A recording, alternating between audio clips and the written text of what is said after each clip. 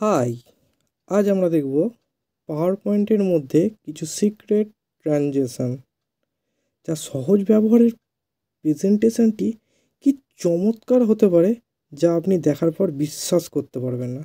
তো চলুন দেখে নিই।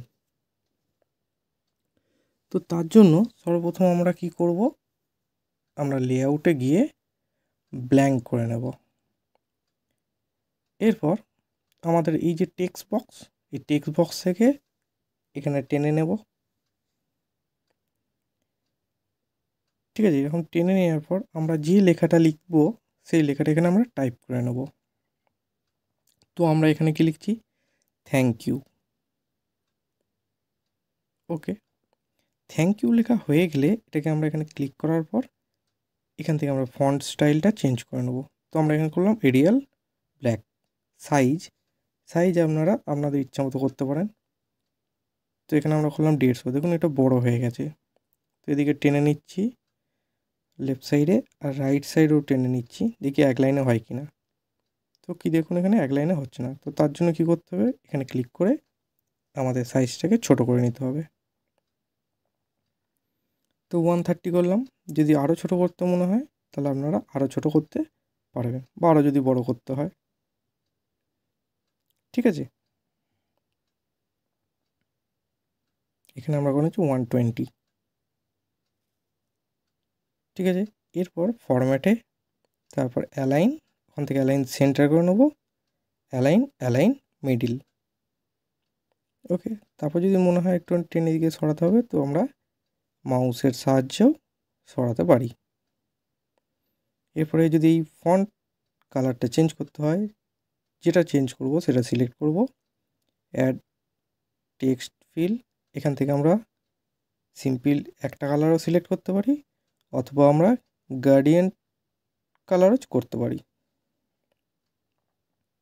ঠিক আছে, এখানে গার্ডিয়ান ফিল থেকে আমরা এখান থেকে কালার নিতে পারি, অথবা প্রিসেট গার্ডিয়ান থেকেও সিলেক্ট করতে পারি। তো আমরা এখান থেকে প্রিসেট গার্ডিয়ানটা একটা নিলাম। এবার যে ইউটা, এটাকেও আমরা কি এখান থেকেও কালার চেঞ্জ করতে পারি, অথবা টেক্সট ফিল থেকে সিম্পল একটা কালারও নিতে পারি। তো আমরা যেহেতু গার্ডিয়ান ফিল করেছিলাম, এটাও আমরা গার্ডিয়ান ফিল করব, তো এটা করলাম। ওকে,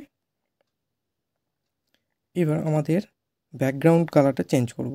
তো রাইট ক্লিক করার পর ফরম্যাট ব্যাকগ্রাউন্ড, এখান থেকে কাটলে হবে না, এই যে গার্ডিয়ান ফিল বা সলিড কালার, এখান থেকে সলিড কালার নেব, ব্ল্যাক।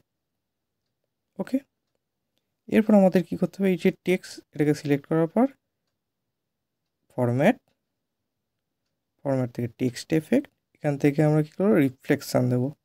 এবার আপনাদের যেটা মনে হবে সেই রিফ্লেকশানটা দিতে পারেন। তো আমরা এটা দিলাম, এরকম এলো।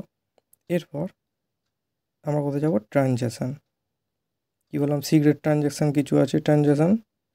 তো এখান থেকে আমরা করব কি, ভর্টেক্স। তো এইরকম হবে, ব্যাস সিম্পল ব্যাপার। এবার ডিউরেশানটাকে আপনারা কম বেশি করে নিতে পারেন আপনাদের ইচ্ছা মতো। তো চলুন দেখে নেওয়া যাক।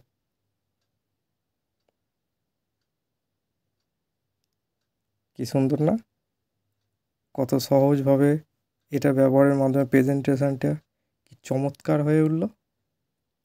তো আপনাদের যদি মনে হয় কোনো টেক্সটের কালার চেঞ্জ করতে হবে, তো আপনারা এখান থেকে এবার টেক্সট কালার চেঞ্জ করেও দিতে পারেন, আর আমাদের ট্রানজ্যাকশান সিলেক্ট করতে হবে না, ওটার উপরেই এটা হবে, চেঞ্জটা নিয়ে নেবে।